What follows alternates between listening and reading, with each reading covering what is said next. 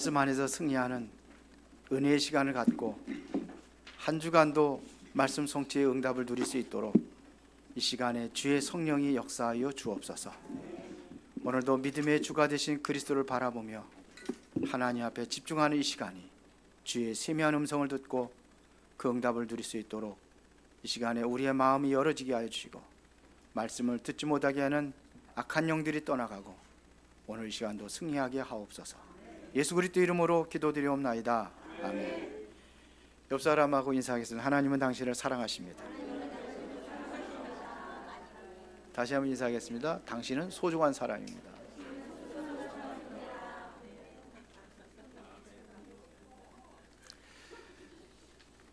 오늘 그 제목이 신앙생활의 동기입니다. 오늘 여러분들이 말씀을 듣기 전에 나는 왜 예수를 믿어야 되는지, 나는 왜 예수를 믿고 있는가, 내가 왜 이 자리에 와 있는지, 여러분들이 의미를 찾는 게 가장 중요합니다. 그렇지 않으면 우리가 열심히 하고도 실패할 수가 있어요. 그래서 가장 중요한 것은 여러분들이 가지고 있는 문제가 왜 왔습니까? 지금에 있는 문제가 뭡니까? 그게 어디서 온 겁니까? 근원부터 우리가 찾아야 될 거예요. 근원을 찾아야 돼요. 그게 바로 창세기 3장에서 시작된 겁니다. 지금의 세상의 문제는 창세기 3장에서 시작이 된 겁니다. 창세기 3장 문제가 뭐냐? 에덴 동산에 사탄이 들어온 거예요. 사탄이 들어와가지고 미혹을 하는 겁니다. 내가 선악과 먹으면 하나님처럼 된다고. 그래서 욕심이 들어간 거죠. 그래서 우리 인간이 범죄에서 하나님을 떠나게 된 겁니다. 모든 문제 거기서 시작된 겁니다. 하나님과 함께하는 이 은혜를 누리지 못하니까 문제가 오는 거예요. 지금 여러분 가지고 있는 문제가 거기서 온 겁니다. 오늘 세상에 정치적인 문제, 경제적인 문제, 질병의 문제 다 거기서 온 거예요. 영적인 문제의 시작이에요. 그게 아담과 하와가 결국은 그걸 사단으로 인해 가지고 속아서 어떻게 보면 영적 문제 왔잖아요. 스트레스 받고 힘들고 부부간의 갈등이 어디서 왔느냐? 거기서 온 거예요. 그래서 묻잖아요. 네가 왜 선악과 따먹었냐 하니까 하나님 만들어준 저 여자 때문에 먹겠다. 그게 에덴이 아니에요. 이미 문제가 왔기 때문에 서로가 부부간의 갈등도 거기서 온 거예요. 그렇잖아요. 정신 문제 거기서 온 거예요. 하나님을 두려워서 피했다. 정신 문제. 사단에 잡히니까 계속해서 사단 숭배하는 게 바로 이 우상입니다. 경제적인 문제 거기서 왔어요. 엉겅퀴가 돋아나고 걷어나고 가시qor이 돋아나고 힘들고 어렵게 살아가는 겁니다. 여러분도 힘들고 어렵습니까? 여기서 시작이 된 거예요. 육신적인 문제도 거기서 온 겁니다. 엉겅퀴 가시덩굴이 돋아나니까 뭐야 돼? 피 흘리고 그러면서 그냥 상처 있고 마음의 상처뿐만 아니라 육신적인 상처도 있고 이렇게 온 거예요. 이게 이해가 됩니까? 정치적인 문제가 거기서 왔다니까요. 이게 시작이 그런 거예요. 그 이후에 그 문제 때문에 뭐냐? 가인과 아벨이 어떻게 됐습니까? 살인극이 벌어졌어요. 가정에서 살기 힘들다고 그래가지고 어린아이를 죽이고, 요즘에 뉴스 계속 나오잖아요. 애기 낳은 거를 거기서 시작이 된 거예요. 그래서 여러분들이 이 문제의 해답이 바로 그리스도라는 것에 완전히 결론 내릴 때, 그때부터 응답이 시작이 되는 겁니다. 그게 창세기 3장 15절이 여인의 후손을 보내주겠다. 여인의 후손이 누굽니까? 그리스도를 얘기하는 거 아닙니까? 그리스도의 이름으로 여러분들이 기도할 때 모든 문제 해결의 시작이 이루어지게 되는 줄 믿습니다. 지금 여러분이 가지고 있는 문제, 그리스도 이름으로 기도하는 거예요. 기도는 안 하고 자꾸 내 생각 가지고 왜 그럴까 고민하고 괴로워하고, 답이 그리스도라고 했는데 그 이름으로 기도하지 않는 거예요. 그러니까 내가 힘든 거예요. 스트레스 받고 힘들고 내가 스스로 내 문제 해결할 수 없어요. 하나님이 하셔야 되는 거예요. 그 그리스도의 이름을 우리에게 주셨습니다. 그래서 여러분들이 이 믿음을 가지고 시작한다면은 여러분들의 인생에 굉장한 일들이 일어나게 될 줄 믿습니다. 보세요. 8장에 어떤 역사들이 일어났는지 보세요. 1절부터 4절까지 보니까는 문둥병자가 나와서 예수님께 절하잖아요. 원하시면 저를 깨끗게 할 수 있습니다. 그랬더니 예수님께서 원하노니 깨끗함을 받으라. 손을 대시며, 문둥병자에게 손을 대시며 이렇게 치료받은 거예요. 믿음입니다. 당신은 능히 나를 고칠 수 있습니다. 능력이 하나님을 믿습니다. 그러나 당신이 원하신다면 깨끗함을 받을 수 있습니다. 이게 믿음이에요. 믿을 때 역사가 일어난 겁니다. 그 이후에 누구죠? 백부장의 하인이 중풍병에 걸렸는데 예수님께 찾아온 겁니다. 내 하인이 지금 중풍병 걸려가지고 몹시기로 하니까 좀 고쳐주세요. 근데 예수님께서 가자는 거예요. 네 집에 가자. 내가 고쳐줄게. 백부장이 뭐라고 합니까? 우리 집에 들어오면 나는 감당할 수가 없습니다. 나도 남의 수하에 있고 내 아래에 많은 군인들이 있는데 이들도 오라 하면 오고 가라면 가고 그렇게 여기서 명령만 하면은 내 하인이 낫겠습니다. 예수님께서 뭐라? 이와 같은 믿음을 본 적이 없다 그러죠. 즉시 얘기하잖아요. 내 믿음대로 될지어다. 그 시간에 중풍병이 나았어요. 하인이. 누구의? 그의 믿음을 보시고. 그 백부장 그러니까 베드로의 장모가 열병을 앓고 있는데 예수님이 고쳐주고 이런 일들이 있었더니 지금 16절 보니까 저물매 사람들이 귀신 들린 자를 많이 데리고 예수께 오거늘 예수께서 말씀으로 귀신을 쫓아내시고 병든 자를 고치셨는데 이사야의 약속하신 대로 우리 연약한 것을 친히 담당하시고 병을 짊어지셨다는 그 말씀을 이루기 위해서. 이게 누굽니까? 그리스도잖아요. 그분이 완벽하게 해결하시는 겁니다. 누구에게요? 믿음의 사람에게. 오늘 여러분들이 그런 일이 일어나게 될 줄 믿습니다. 그러니까 보세요. 많은 사람들이 예수님을 따르는 겁니다. 그게 18절입니다. 예수께서 무리가 자기를 애워싸는 것을 보시고 애워싸고 막 그냥 수많은 사람들이 따라오는 거예요. 이 사람들이 왜 따르게 됐습니까? 이게 바로 동기입니다. 어떤 신앙의 동기를 가지고 있느냐 하는 얘기예요. 그 중에 그 무리 속에 한 사람이 예수님께 딱 나와서 얘기하는 게 있어요. 그게 누구냐? 서기관입니다. 서기관이 지금 예수님을 따르겠다는 겁니다. 19절에 나와 있죠. 선생님이여 어디로 가든지 저는 따르리다. 왜 따른다는 거죠? 서기관은 율법 학자입니다. 율법사입니다. 자기 직업을 버리고 따르겠다는 거예요. 그러면 잘했다, 고맙다, 나를 따라오면 너에게 하나님의 큰 은혜와 축복이 임할 것이다. 그래야 되는데 엉뚱한 얘기하는 거예요. 아니면 너 같은 존재 나 따라올 필요 없어. 그러든지. 뭐라고 얘기했습니까? 예수께서 이르시되 20절입니다. 여우도 굴이 있고 공중에 새도 거처가 있으되 인자는 머리 둘 곳이 없다. 이렇게 얘기를 했어요. 그 사람의 동기를 알고 있는 거예요. 왜 나를 따르겠다고 하는지 그 이유를 알고 있는 거예요. 그럴 때 또 한 사람이 제자가 와가지고 제자 21절에 이르되 주여 내가 먼저 가서 내 아버지를 장사하게 허락하옵소서. 그렇게 예수님께서 그래 장사하고 와서 나를 따라라. 제자니까. 근데 또 여기는 그렇게 얘기 안 해요. 죽은 자들을 장사하게 하고 너는 나를 따르라. 이러는 거예요. 왜 서기관한테는 엉뚱한 얘기하고 제자한테는 장사 지내는 것도 다른 사람한테 맡기고 너를 따르라. 이렇게 얘기를 하는 거예요. 오늘 여러분들에게 답을 얻어야 돼요. 나는 왜 신앙생활을 해야 되는지, 내가 왜 오늘 예배에 참석하는지, 그러면 나는 어떻게 신앙생활을 해야 될 것인지 분명한 답을 얻으시기 바랍니다. 이게 어쩌면 시작이에요. 자, 중요한 것을 먼저 찾아내시기 바랍니다. 첫 번째입니다. 신앙생활의 동기입니다. 이거는요, 우리가 받을 응답과 관계가 있습니다. 대부분이 보면은 다른 동기를 가지고 신앙생활을 해요. 다른 동기가 있어요. 어떤 사람들은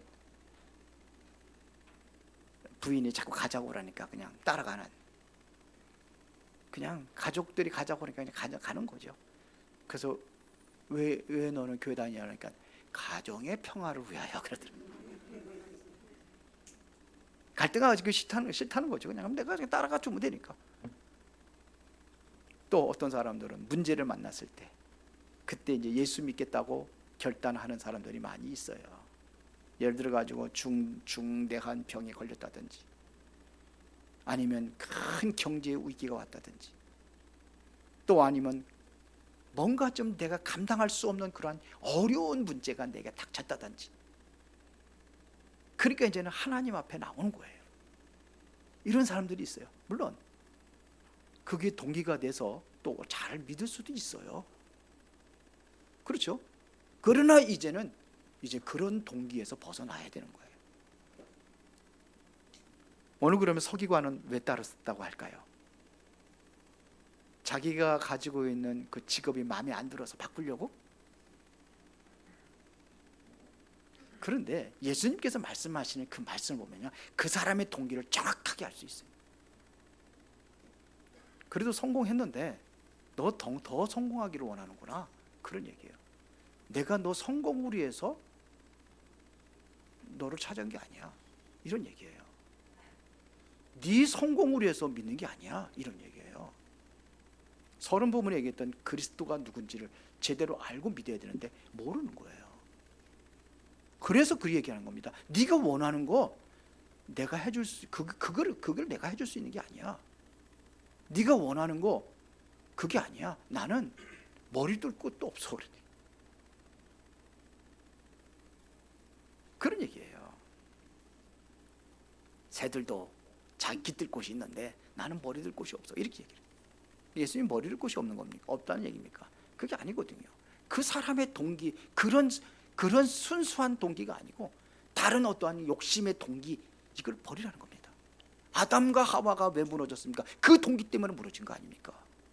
잘 먹고 잘 살기 위해서, 어쩌면 하나님처럼 되고자 한 그러한 욕망 때문에, 그 욕망 버리라는 겁니다. 이게 신앙생활의 중요한 동기예요. 믿으십니까? 그런 겁니다. 그런데 제자한테는 다르게 얘기해요. 제자는 누구냐? 예수님을 따르겠다고 하는 이 사람은 제자라고 표현되어 있습니다. 예수님이 누군지를 알고 있는 거예요. 이분이 정말 그리스도라는 걸 알고 있는 거예요. 그래서 지금 제가 장례식이 있는데, 아버지가 돌아가셨는데 장례식 치르고 내가 예수님 찾아올 것입니다, 그 얘기를 한 거예요. 그러면 장례식 그만두고 나를 따르라, 그런 얘기 아니잖아요. 우리는 자꾸 신앙생활의 중요한 우선순위를 모르고 세상 것이 우선이 되어지니까 그렇게 얘기하는 거예요. 지금도 그렇게 신앙생활하는 사람 얼마나 많이 있습니까? 지금 시급한 그 육신적인 문제, 동기를 먼저 해결하고, 그런 것도 따르겠다고 하는 거예요. 그런 이후에 그리고 우선순위가 바뀌어진 거예요. 하나님이 우선이 아니라 내가 우선이에요. 주인이 누구냐? 내가 주인이라는 얘기입니다. 그걸 얘기하는 거예요. 뭔지 이해가 되십니까? 제자는요, 자기 사생활에 매이는 게 아닙니다. 어떤 문제가 오고 어떤 위기가 온다 할지라도 흔들리지 않는 게 제자입니다. 기적을 보고 이 많은 무리들이 찾아왔어요. 이 사람들이 왜 예수님을 따랐습니까? 요한복음 6장에 보니까 예수님께서 말씀하시죠. 물고기 2마리, 보리떡 5개, 5,000명을 모니까 수많은 사람들이 따라왔어요.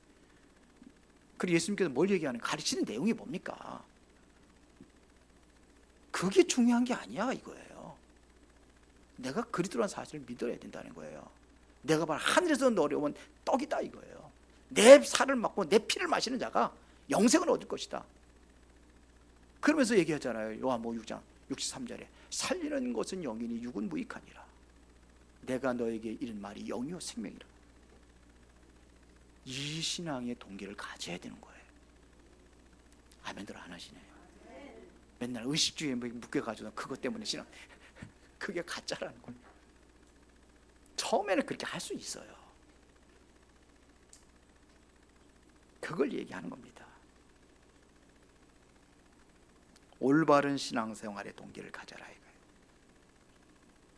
마태복음 1장 19절에 보니까 예수가 누구냐? 바로 임마누엘로 오신 분입니다. 우리와 함께 하시는 겁니다. 그 능력으로 모든 것을 이기는 겁니다. 내게 있는 문제에도 모든 것을 이기는 겁니다. 하나님 나와 함께 하시니까 그걸 끝나는 겁니다. 마태복음 4장 1절부터 10절에 보니까 예수님께서 시험을 받으시잖아요. 마귀로부터. 그때에 예수님께서 뭐라고 얘기하십니까? 떡을 만들어, 돌 가지고 떡을 만들어 보니까 마귀가 그러잖아요. 사람이 떡으로만 사는 것이 아니라 하나님의 입으로 나오는 말씀으로 말미암아 살리라. 뭐가 우선이냐 이거죠. 하나님 말씀이에요.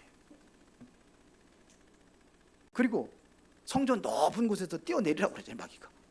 그러면 천사들이, 그것도 말씀을 이용하고 천사들이 너를 받들어 가지고 상하지 않게 할 것이다 그러잖아요.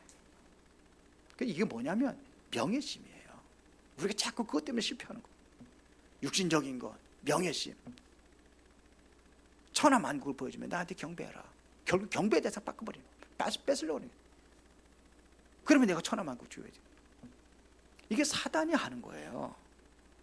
여기에 넘어가지 않습니다. 이게 제자입니다.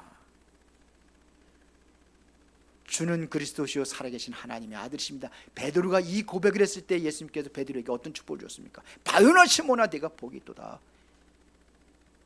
이것을 내게 알게 하는 혈육이 아니요 하늘에 계신 내 아버지시니라. 너는 베드로라. 내가 이 반석 위에 내 교회를 세우리니 음부의 권세가 이기지 못할 것이고. 그렇잖아요. 내가 너에게 천국 열쇠를 주니 네가 땅에서 매면 하늘에 매일 것이 땅에서 풀면 하늘에 풀리리라. 예수 그리스도 이름. 이거 준 겁니다. 그렇다면 여러분들이 아무것도 걱정할 것 없어요. 그렇죠? 내가 무엇 때문에 교회에 봉사하고 내가 무엇 때문에 하나님 앞에 헌금하고 의미를 가지고 하는 거예요. 그렇죠? 내가 무엇 때문에 무엇을 위해서 기도할 것이냐? 내가 왜 주님을 섬겨야 되는가? 바른 동기를 가지고 하는 겁니다. 바른 동기를 가지고 하나님이 나를 구속하시고 나를 구원하신 그 은혜와 축복에 감사하며 하나님께 영광 돌리기를 원합니다. 그것에 나는 감사하며 모든 것을 드리겠습니다. 이런 자세로 오는 거예요. 내 생명 다하는 그날까지 바울처럼 그리스도의 복음을 위하여 나는 그렇게 살겠습니다. 그래서 사도행전 20장 24절 나의 달려갈 길과 주 예수께 받은 사명 하나님의 은혜의 복음을 전하는 일을 마치려면 나의 생명조차도 조금 더 귀한 것을 여기지 아니하노라. 바울이 고백한 겁니다. 마지막 죽음에 그 임박했을 때 뭐라고 고백합니까? 나는 선한 싸움을 싸우고 나의 달려갈 길을 마치고 믿음을 지켰으니 이제 후로는 나를 위해 의의 면류관이 예비되었으므로 의로우신 재판장께서 그날에 내게 주실 것이요 내게만 아니라 그의 나타나심을 사모하는 모든 자에게 도니라. 평생을 이렇게. 그러니까 바울을 하나님께 축복할 수밖에 없는. 축복이라는 것은요 세상권 명예와 물질과 세상것 다 얻어도 생명을 잃으면 무엇이 유익하리요? 예수님께서 말씀하신 겁니다. 여러분들이 참된 신앙의 동기를 가지시길 바랍니다. 그러면 두 번째 어떻게 신앙생활을 해야 될 것이냐? 자꾸 우리는요 뭐에 매이느냐면요 육신적인 것에 매여요. 육신적인 것 중심으로 그렇게 신앙생활을 해요. 이게 버려져야 돼요. 육신 중심이 아니에요. 자꾸 혈연 중심으로 하려고 해요.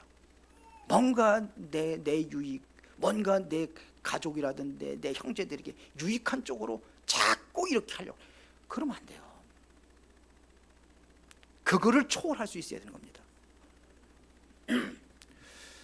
저는 솔직히 제가 이제는 교회 하면서 다른 데도 선교하고 하잖아요. 근데 우리 조카가 굉장히 힘들었어요. 천안에서 개척하고. 제 조카가 목회하고 있다는 사실도 모르는 중지자도 많이 있을 겁니다. 거기에 좀 우리가 선교하는데 딴 데 이제 도와주자, 이 소리 한 적이 없어요.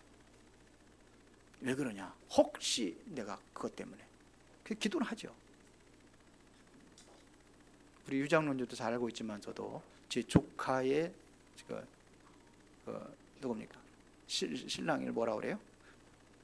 조카 사위. 조카 사위가 중국에 가가지고 선교했잖아요. 근데 모를 거예요.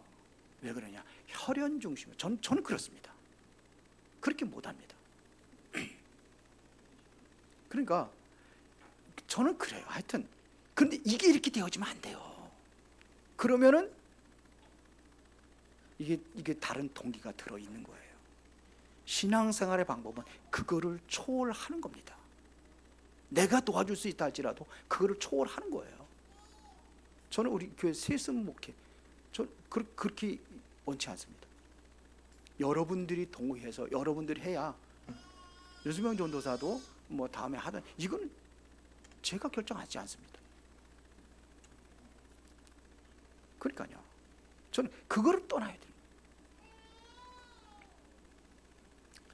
이게 벗어나야 돼요. 그러면 우선순위가 있습니다. 무엇이 우선순위냐 이거죠.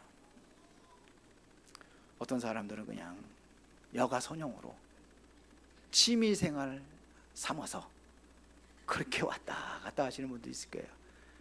취미생활이니까 오늘은 또 뭐 밖에 또 누가 친구가 놀러 가자, 날씨도 좋고 그러니까 놀러 가자 그러면 그거 가고, 또 오늘은 또 뭐 다른 일이 있으니까 또 그걸 가고. 물론 초신자 때는 그럴 수도 있어요. 이제 성숙한 그리스도인이 되면은 이제는 그거를 초월해야 되는 겁니다. 맞죠? 여가소년이 아닙니다. 그러다 보면 계속 그것이 성숙한 그리스도인으로 자라지 못하면, 그런 어느 날 흑암이 덮치면은 그는 우리가 이길 수가 없어요. 그 시간이 온단 말이에요. 그걸 이길 수가 없는 겁니다. 그리고 여러분들이 신앙생활에 가장 우선이 되면은 후대들이 보고 따라와요. 후대들이 본이 되는 겁니다. 제가 늘 얘기하잖아요. 우리 자녀들에게 입술로 가르치는 게 아니에요. 너 오늘 교회 나가야 돼? 교회 안 나가면 안 돼? 물론 이야기는 해야 되겠죠. 근데 그걸로 하는 게 아닙니다. 그걸로만 하는 게 아니에요. 물론 교훈해야죠. 입술로 교훈해야 되죠. 본이 되어야 되는 거예요. 아이들은 부모님의 신앙의 상태를 잘 알아요. 모르는 것 같지만 잘 알아요. 어떻게 신앙생활을 하는지 잘 알아요. 아이들이 눈치가 굉장히 빠릅니다. 어떻게 하고 있는지 알아요. 본이 되는 겁니다. 뒷모습을 보고 아이들은 배워요. 아, 우리 엄마 아버지 그랬구나. 지난번에 장례식에 제가 우리 최진영 목사님 그 장례식에 참여를 했거든요. 최진영 목사님 장모님이 소천하셔가지고. 근데 영정사진 앞에다가 그냥 노트를 잔뜩 펴놨어요. 이게 무슨 노트냐? 성경 기록한 거, 자기가 기도해서 응답받은 거, 이것을 전부 다 이렇게 해놓은 거. 그러니까 다 볼 수 없잖아요. 그러니까 그런 내용들이에요. 그 나중에 설명을 하더라고요. 그런 거라고. 그러니까는 자녀들이 자랑스러우니까 우리 어머니 이렇게 거기다 펴놓은 겁니다. 그걸 보니까는 자녀들이 어떻게 돼요? 감동을 받는 거예요. 우리 최진영 목사님도 감동을 받았대요. 자녀들이 감동을 받아가 거기다 펴놓은 거예요. 근데 그거 보는 사람들까지도 감동을 받는 거예요. 이야, 연세가 그러신데 늦게 이렇게 시작했대. 늦게 일찍 시작한 것도 아니고 그렇게 사는 거 보고, 이야, 저렇게 하셨구나. 평생 동안 하나님 바라보면서 기도하면서 사셨구나. 성경만 기록한 게 아니라니까. 쫙 응답받은 거, 기도해서 응답받은 거. 이게 교훈입니다. 맞아요. 그걸 보고 후대들도 믿음이 자라는 겁니다. 그렇게 되시기를 바랍니다. 더 중요한 것은, 신앙생활의 가장 중요한 것은 예수가 누구인지 알고 믿는 겁니다. 여기에 대한 분명한 답이 있어야 됩니다. 모르면 그냥 마구잡이로 따라다니는 거예요. 모르면. 혹시 여러분들이 그렇다고 한다면요, 그것부터 시작을 하세요. 그래서 우리가 가는 거죠. 말씀 같이 공부하고 이걸 다락방이라고 하는 거예요. 초대교회에서 뭐가 시작이 됐는지, 마가다락방에서 무엇이 시작이 됐는지 그것부터 시작하는 겁니다. 그렇게 하면 돼요. 마구잡이로 하지 말고. 예수님은요, 역사의 주인이십니다. 모든 인류의 역사는 예수 그리스도 중심으로 흐르고 있습니다.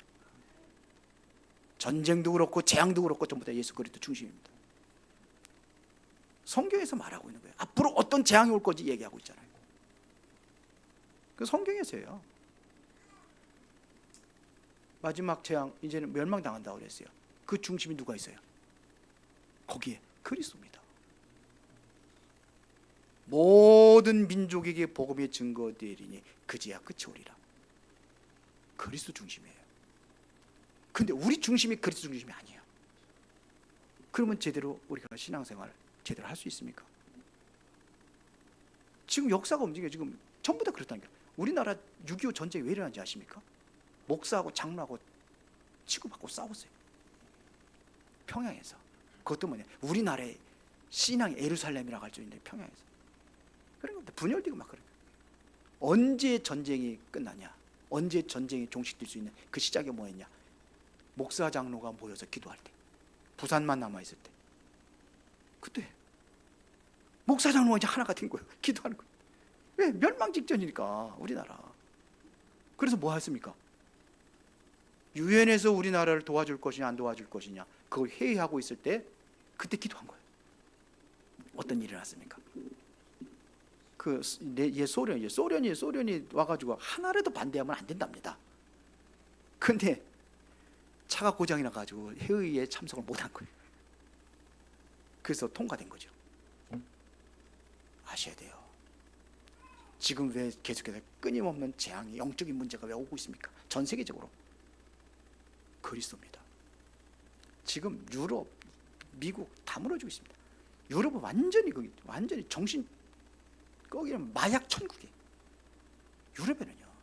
그리고 완전히 범죄 천국이 유럽이에요. 프랑스 사람들이 우리나라 깜짝 놀라요. 우리나라는 거기는 잘못하면 뭐 핸드폰 같은 이거 고가잖아요. 이거 어떻게 합니까? 이거를 그냥 식탁에다 놓고서는 커피숍에 가서 식탁에다 놓고서는 화장실 갔다도 그대로 있죠. 근데 거기는 아니에요. 아니 꼭 끼고 다니는데도 이것도 그냥 뺏어간다니까. 그렇게 되는 거예요. 복음이 없어지니까. 여러분들이 정말로 예수 그리스도가 역사의 주인이요, 여러분들의 생명의 주인이요, 모든 인생의 주인이 되어야 될 줄 믿습니다. 그러면은 이 세상에서 최고의 역사를 일으킨 사람이 누구냐? 예수님이십니다. 그래서 우리 연도가 누구 중심으로요? 예수님 중심으로 이게 써있잖아요. 지금 2023년은 예수님 탄생한 이후에 23년이에요. 2023년이에요. 그 이전에는 뭐 단기, 불기, 뭐 다 나라들마다 연도가 다 달랐잖아요. 그게 중심이 예수 그리스도예요. 우연이라고 생각하지 않습니다. 역사의 최고의 역사를 주인이 바로 예수 그리스도요. 그리고 뭐냐? 역사를 최고로 일으킨 사람이 예수님이십니다. 이 세상에 당신 스스로는 글 하나 쓴 적이 없어요. 그런데 세계에서 가장 책이 많은 책이 예수님에 대한 책이 어마어마하잖아요. 최고 많은 책을 남겼어요.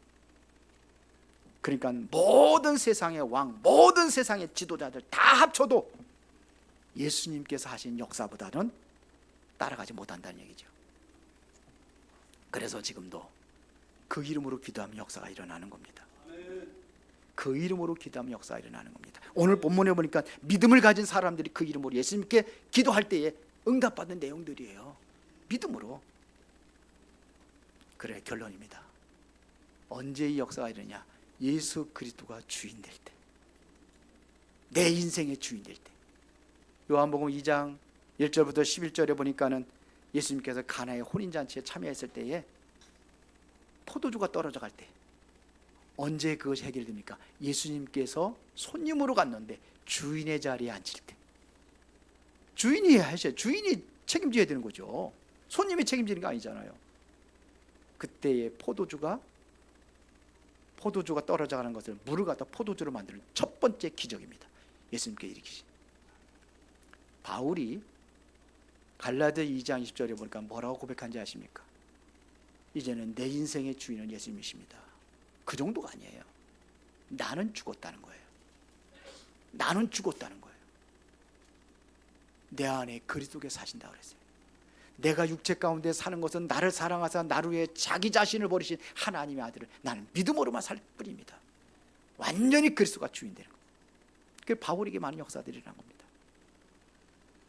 다윗은 뭐라고 고백했냐? 그 죽음의 위기를 당하며 쫓겨다닐 때 여호와는 나의 목자시니 내가 부족함이 없다. 그가 나의 목자가 된다는, 그분이 내 인생 모든 것을 책임지고 인도하고 계시다 이거예요. 내가 사망이 험지만 골짜기를 다녀도 난 해를 두려워하지 않는다. 왜? 주께서 나와 함께 하시니까. 주의 지팡이와 막대가 나를 안위하시나이다. 원수의 목전에 내게 상을 차려주시니 내 잔이 넘치나이다. 그래서 뭐라고 고백합니까? 나의 평생의 선하심과 인자하심이 반드시 그를 따르리. 내가 여호와의 집에 영원히 거하리로다. 이게 다윗의 고백이에요. 그분이 주인으로 모시기 바랍니다. 하나님은 지금도 역사하고 계신 줄 믿습니다. 바른 신앙의 동기 오늘 잡으시고 정말 여러분들이 그리스도의 최고의 응답과 축복을 누리는 은혜가 있기를 예수의 이름으로 축원합니다. 살아계신 아버지 하나님, 진심으로 감사를 드립니다. 주가 그리스도가 되심을 고백하며 그 은혜와 축복을 누리는 한 주간이 되어지기를 원합니다. 우리의 틀린 동기를 다 버리고 바른 신앙의 동기를 가지고 모든 성도들이 하나님이 주신 은혜와 축복을 누리며 그 증인으로 세상 살리는 전도자로 세워지게 하옵소서. 예수 그리스도 이름으로 기도드리옵나이다. 아멘. 찬송가 96장 찬양하면서 준비하신 헌금 하나님께 드리겠습니다.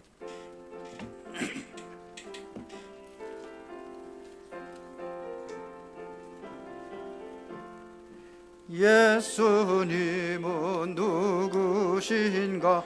우는 자의 위로와 없는 자의 풍성이며 전한 자의 높음과 잡힌 자의 노임되고 우리 기쁨 대신에 예수님은 누구신가?